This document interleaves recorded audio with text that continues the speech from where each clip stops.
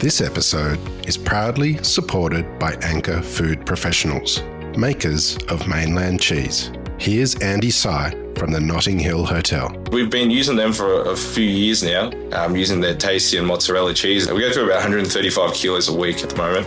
So a huge number. So we use it for our garlic bread, our pizzas, our parmas, our bechamel, our cheese sauce for our croquettes and arancini, throughout our lasagnas, anywhere we can really. It's such a good product. You know, having the freshest chips to your fresh chicken to a freshly crumbed schnitzel and topping up with a really high quality cheese is amazing. For more information, go to anchorfoodprofessionals.com. At the end of the day, it doesn't matter. If you are a casual or a full-timer or you're someone that owns the restaurant, we are professionals, and I treat this job as a profession. And if we don't treat it like that, then our guests are not going to treat us like that. This is the Deep in the Weeds podcast. I'm Anthony Huckstep. Today we have a special guest who has appeared a few times on Deep in the Weeds, but not for many years. And like many of us, a lot of water has gone under the bridge since then, including the size and shape of her businesses. Dash Rumble is the co-owner of Pilot and Such in Canberra. Dash, how are you? I'm good. How are you, Huck? I'm really good. It's great to get you back on the show. You were one of the first episodes that we did of Deep in the Weeds way back in 2020. So much has changed since then. How are things at the moment in Canberra for you? They're good. We're coming up to our third year of Such, which didn't exist when we last spoke. We have definitely kind of, I guess, gotten to the point there where we have, we've built up a regular client base, which is really nice. I think that I'm sure that everybody's feeling this. Hospitality is down. Like we were talking the other day that October is 30% down on what it was last year. It isn't. Yeah, it's pretty wild. And it's really kind of, I guess it's not as consistent as when we first opened Pilot. Like coming into October, November, December, you'd expect that there'd be a lot of end of year parties and businesses would be a lot busier than they are now. It's not all doom and gloom. We're making it work with what we have, but it's definitely not as fruitful as it has been in the past. I can't believe it's been 3 years since you opened Such. Tell us a little bit about Such and how different it is to Pilot. Yeah, I guess the funny thing about Such is the site that it's actually in. Pre-COVID, we were looking at it to move Pilot there. So originally, we Ross and I had kind of been looking around just out of curiosity, and we found the site, and we love going to the theatre, and we were kind of like, this is perfect. We could be right next to the place that we we often frequent, and hopefully there's other people that want to do the same. So that was kind of the, I guess, the premise for that site. And we were looking to do, a more premium thing. COVID happened. That site still kind of stayed there, and then we changed the concept after, I guess, kind of looking around at what we liked to, like, places that we like to dine at, as well as after COVID, we had changed the structure of Pilot, and we had gone to like a strict degustation, and we'd really been working on it, and people were really loving it here. So we kind of changed that model a bit, and then we just wanted to do a kind of similar vibe in terms of the food that we're doing at Pilot, but make it more kind of like simply presented, more easily shareable, somewhere that you could pop in for a glass of wine and a snack, or if you wanted to sit there and have a really long lunch or a long dinner or celebrate, you could do that too. So I think the idea was kind of a restaurant, a wine bar / restaurant for any occasion. We're open on Mondays from 5 p.m. and then Tuesday through to Saturday we open at 12 and we don't shut in between. And that kind of does work really well for us. Yeah, which was a big change from Pilot.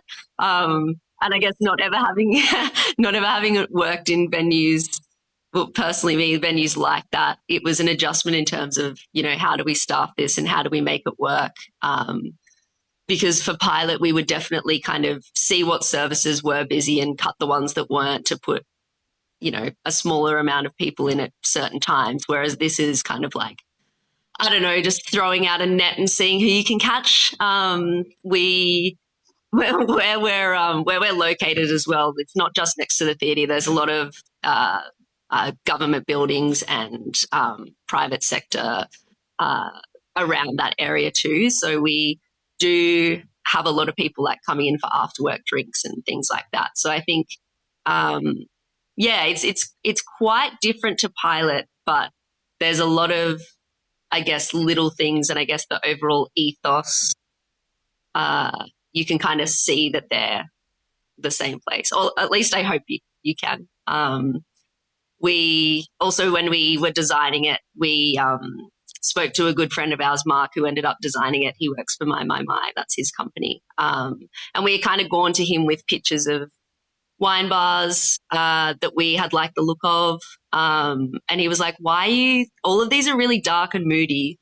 One, the space has a huge window, and two, look at your house. Like, it's very colourful. You have a lot of art around. And yeah, he kind of changed our idea of what we could do in that space. So yeah, it looks quite different, but I guess the overall feel, I hope, is a little bit similar, kind of like casual, approachable service, I guess. Yeah, it's interesting you say that, because having been to both, there you can really see your DNA in them, although they're different experiences. Has it been hard to sort of maintain that DNA and give them their own identity at the same time? Yeah, I think so. I think it just takes a lot of reflection, and I think particularly for the three of us, Mal, Ross and I, we like kind of giving ourselves guidelines for things. So when we did open pilot, it's a very small restaurant. We have limited space. You can really do anything, but you are restricted by, the amount of storage that you have. So our first thing that we wanted to do was give ourselves some guidelines for what we can achieve. And one of those was making the wine list all Australian. And now it is all Australian and 50% women on the wine list as well. And so I think differentiating that from such and such, where like Caitlin has written the wine list, it still has the kind of same ethos as getting the same kind of producers that we believe in, but it's a lot broader, and there's international wines as well as local things and domestic things as well. Staffing is an issue for any venue. What's it been like having two venues and finding the right staff to help execute two establishments at once? Look, it's not easy. We joke that particularly at Pilot, we're the feeder club for Sydney, and in particular Sixpenny. I guess it's good in a way to have two venues, because you're almost forced to make them run without like the management team or the owners there all the time. So that's been a really big kind of learning curve, and something that, we kind of used to at Pilot. If someone couldn't work, we would need to come in.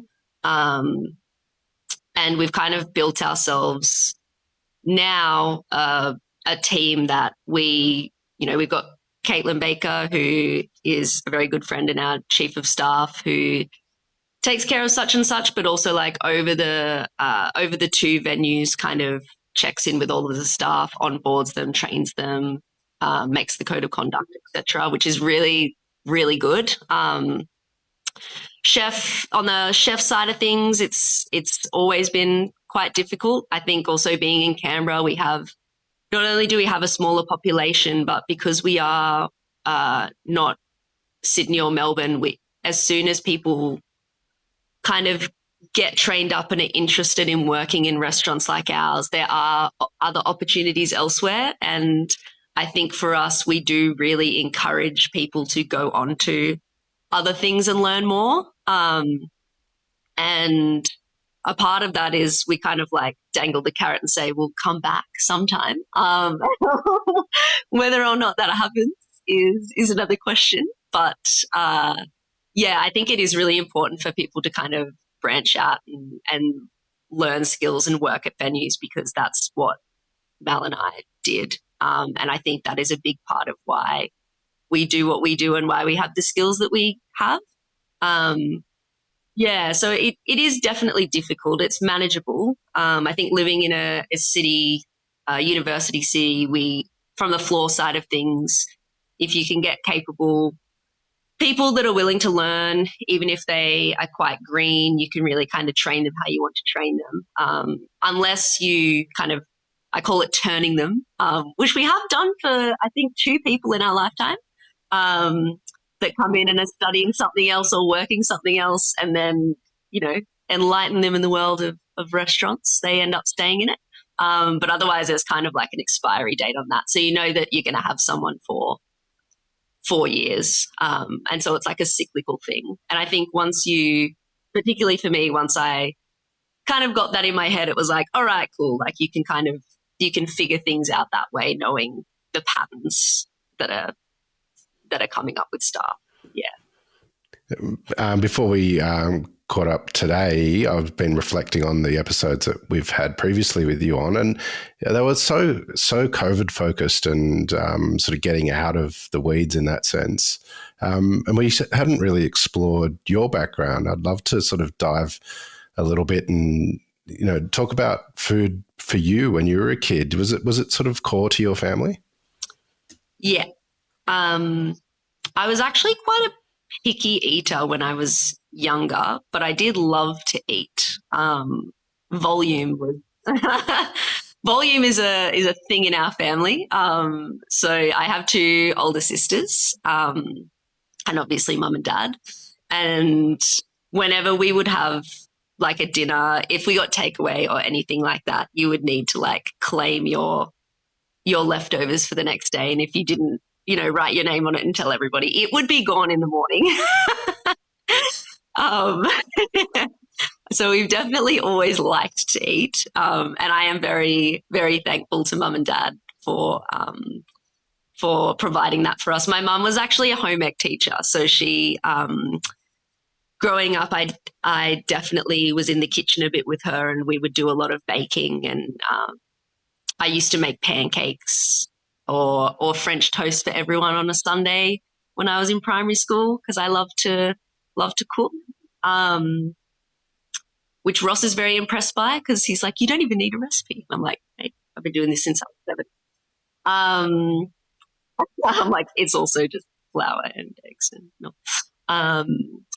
But yeah, I think it's always been quite a big part of what we do. And like when it comes to special occasions, it would always be, do you want something cooked at home or do you want to go out to dinner?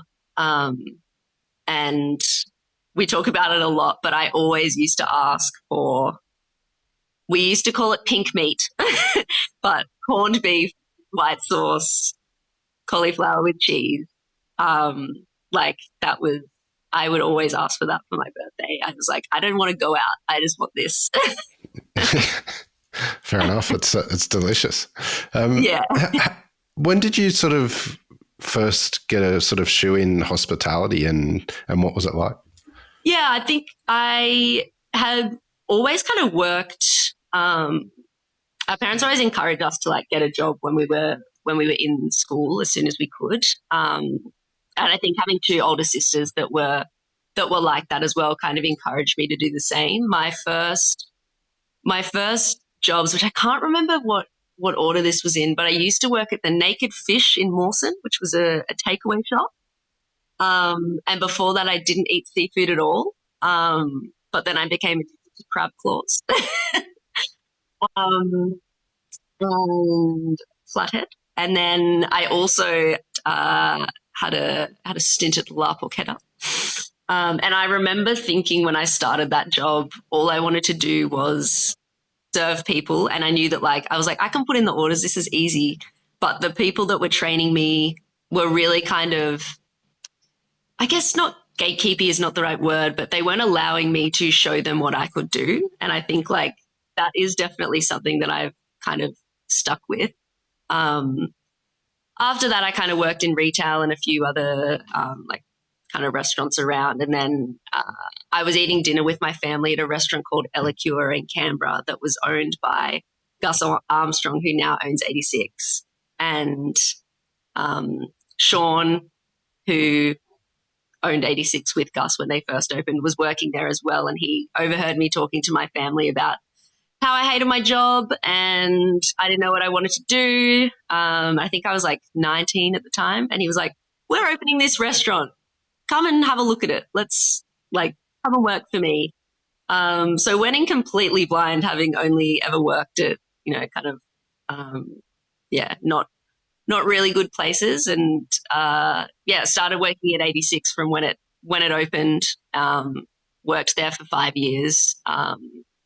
Learned a lot of things to do and a lot of things not to do in that environment. But it definitely shaped kind of, I guess, my love for restaurants that are like the ones that we open. I think that Gus taught me a lot in terms of thinking about everything, like the music, the lights, the tables, making sure that if people are coming to the door, you're getting them in when you can. And I was allowed to basically run that restaurant like it was my business for a long time. And for someone that was 22, I think, yeah. And I'm now looking back on that and being like, whoa, that was a lot of, a lot of responsibility that I got given, but I kind of just took it and ran with it and then fell in love with it. Well, it made a bit of a name for itself in those days, 86. I know it's still going as a bit of a Canberra institution. What do you think was so special about it at that time and why it was so popular? I think that we were speaking about this the other day. I think that there wasn't many restaurants like that. I think that it was, when 86 opened, there was still, Braddon was getting built up, but it was still mostly car yards. I remember walking from the Canberra Centre. There was a jewelry shop called Bourgeois Pig, and it was kind of them. And then there was another few other little retail shops, but there wasn't much around. And I think in terms of the style of restaurant that it was, Canberra's always been kind of behind the 8 ball. I think we're definitely kind of catching up and we're holding our own now, but 13 years ago, which is scary to say that, I think that they were kind of I guess had gone to Sydney and Melbourne and seen these venues that were a similar vibe, loud music, share plates, there's a bar, you can walk in. It's all a bit of a big party kind of vibe. I think that they were one of the first, if not the first, restaurant in Canberra to do that. And there just wasn't many things around like that at the time. I remember running the door there and the line would be just so long, which I don't think that there would be any venue in Canberra that has that at the moment. There's a pretty amazing influence that had on you, but what's been sort of really important people and venues that have sort of helped shape sort of your own venues and the way that you want hospitality beyond 86? When I kind of, I got to a point at 86 where I was kind of I can either stay here and be the 86 person, or I can learn some other skills. So the week that I was kind of thinking about it, Mamafuku Seobo in Sydney had posted that they were looking for front of house staff. And I had always looked at that restaurant, obviously, through kind of, watching David Chang. And then I also really, really wanted to work for a strong female manager. And I really, really wanted to work for Kylie. So applied for that, didn't think I would get it, and then went for an interview with her. And I remember her saying, like, this isn't a management thing. I know that you've managed another restaurant. And I was like, oh, I know 86. I do not know anything else but that. So that was really good. And I met a lot of great people there. Like love Paul, met Max Gertler, learned a lot about wine, learned a lot about service and all the little important things when it comes to fine dining and tasting menus and that kind of service. Kind of like the love and care that goes into that. And we were, because it was at the Star, we were kind of restricted on the hours that we could do, and we were casual. And I was kind of looking to fill my time. And I was also like, while I'm here in Sydney trying to learn things, maybe I should branch out. And that was when the fish butchery was opening. So I replied to a message on Instagram and then had a meeting with Josh and started working at the fish butchery. And that was really fun because it was, I just thought that was so cool. I remember eating at St. Peter, and like we were so obsessed with St. Peter. And we're like, this is the craziest, coolest thing ever. And so I learned a lot there. And again, like met heaps of great people like Josh and Julie and Paul Farag and Todd. And it was a cool time as well because it had kind of just opened. We were all learning how to use like the system and stuff. And so it was kind of going back to like me at La Poqueta, them not allowing me to do anything. It was like completely the opposite. It was like, if you can do this thing, please do it. We all were like figuring it out kind of thing. And it was super fun. I remember there was like a 55 kilo albacore tuna that came in, and I wanted to keep the wing, and I took it home and I roasted it. And I was like, this is just like so crazy. It's bigger than me. But yeah, learn a lot. And I think that working at both of those places and meeting those people and the connections that I made through that kind of experience definitely shaped the restaurants. And obviously Mal has his own kind of version of that. And I think that us all being friends and together kind of inspired us to like, I don't know, look at those venues as well. It's not only the venues, I guess, that you worked out in Sydney. You sort of moved cities and became, a part of the society in Sydney and also the hospitality society. What sort of impact did that have on you as well, sort of living and breathing in the bigger city compared to Canberra? Yeah, I think it's funny that, I don't know, it's just like such a different vibe. I think that it is a bit of a rat race in Sydney. Kind of everybody is kind of trying to climb, which is a good thing. Like it's very competitive. It was really, I think, interesting. One of my first shifts at Mamafuku, just because I had met wine distributors and stuff before, someone had walked in that I had known from buying wine from at Pilot. I think prior to this, everybody, when someone new starts, you're kind of feeling them out and whatever. You're not exactly like all mates immediately. Obviously everyone was really nice, but you know what I mean? And this guy came in and said hi to me, and then immediately was like, oh, you're all right.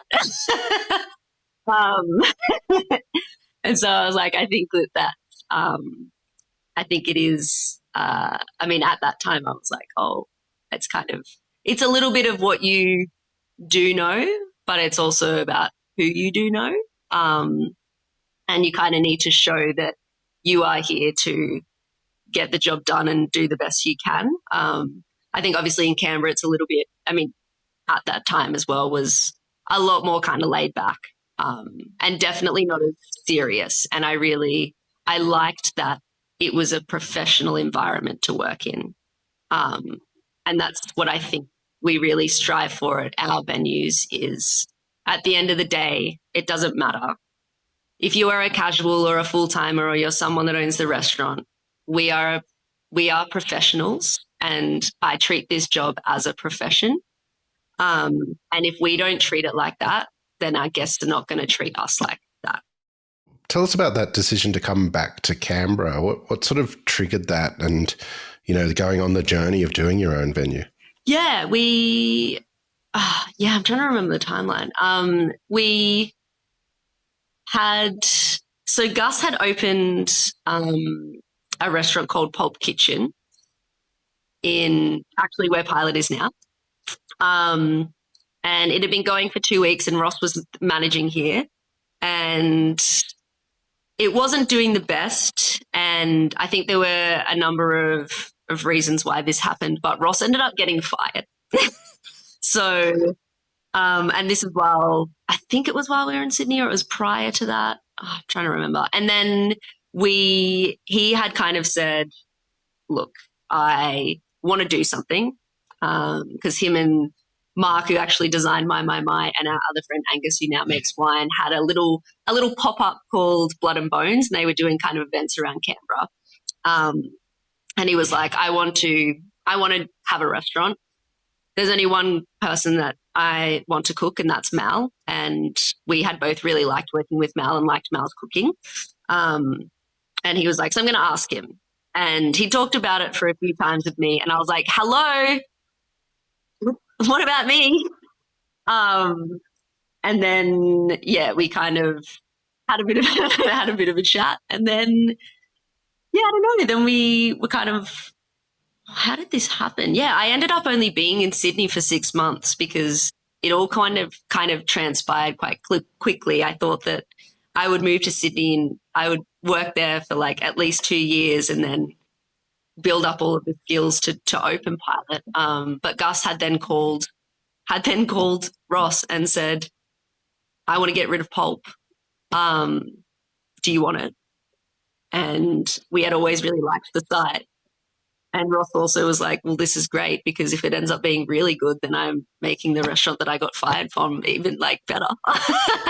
And that kind of sparked that. So I think I was 25, Ross was 27, and Mal was 30 something. Anyway, I then had to put in my notice to the butchery and Mamafuku after not working there for very long. And then we came here to open Pilot. And I think initially there were a lot of people that we kind of met either in Sydney or in Canberra that were probably like, what is going to happen with this? But for some reason it has continued, which is nice. I know previously we've talked about the sort of creation of Pilot and the journey that it's gone on to a point. But how different are you as a restaurateur, owner, operator compared to when you first opened the doors of Pilot all those years ago? Oh, so much better. We were talking about this the other day. So when we first opened Pilot, I hired Caitlin because we had worked together at 86 and I kind of like trained her. And she's an absolute gun. And opened Pilot, and both our personal and work relationship probably suffered in that first year. I think everyone's mental health definitely suffered. Like we kind of look back on that time and say that was one of the worst versions of ourselves that ever exist. I think that it's very stressful. And when you're that young or that kind of new and your business is just starting out, it's really hard to look at the bigger picture and to not let every little thing upset you. And to be able to manage your stress and not put that on others. I think over the years we have become a lot more, the staff call Ross and I the chill ones. I guess a lot more kind of, a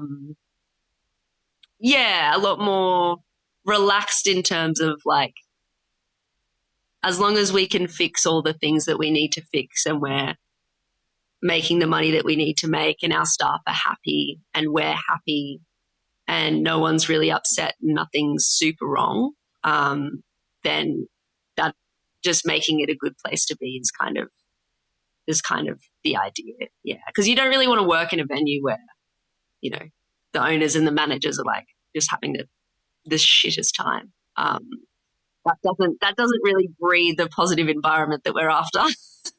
You've done an incredible job of creating an award-winning restaurant and then opening another one with amazing success as well and maintaining a high standard. What sort of advice would you have for people out there that might be looking to go from one venue to another and keeping everything at a high level at all times? Yeah, I think I'm going to preface this by saying I obviously don't know everything, but it would be nice if I did. I think having a really, really clear vision for not just the individual venues, but the group as a whole and the goals that you would like to achieve, whether that be something like diversity, winning awards, hiring a specific person, making a role, whatever. I think that like having goals is really important. I think that making sure that your vision and your ethos is something you always come back to and that the management team and the people that own those are held accountable for those things. In the past year in particular, we've instituted a lot of I guess more kind of what any venue should have, code of conduct, etc. For a long time, it was all because we were all here all the time. It was very word of mouth and we would check in on things. But you really need those processes and systems in place and knowing who people can come to for issues. I think that that's probably the most important thing is knowing exactly like what you want to achieve and why you want to achieve it and making sure that all of the staff are aware of that, particularly when you do have more than one venue and you are not like just speaking about me, like I'm, if I'm a pilot and there's other people at such, how do they know that there's a particular way that we do this thing and there is a reason for that? It's not just we put the cups here because I don't know, I didn't think about it. It's like everything we do has a reason and everybody needs to understand that reason. Otherwise, it's not really going to work, I guess. You've been a huge part of the Canberra dining evolution. What are you loving about it at the moment and sort of what you're seeing and, what's emerging? Yeah, I think that